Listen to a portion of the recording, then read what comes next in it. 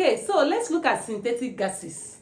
Synthetic gases, we also call them fuel gases. So they are into two. We have what we call the water gas and the producer gas. The water gas is made up of carbon 2 oxide and hydrogen, while the producer gas is made up of carbon 2 oxide and nitrogen. Please, yes, please take note. Carbon 2, not carbon 4. Because the examiner is going to add this and also add carbon 4 for you. So please take note. Carbon 2 and not carbon 4. Now, water gas is combustible. Water gas boils or water gas burns because of the presence of hydrogen. And these two are in equal amount.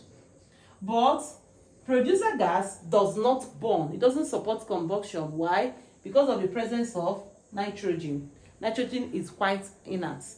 And they are on equal amounts.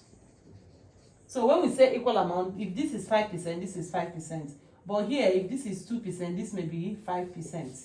They are on equal amount. So this burns in air because it contains hydrogen, which supports combustion.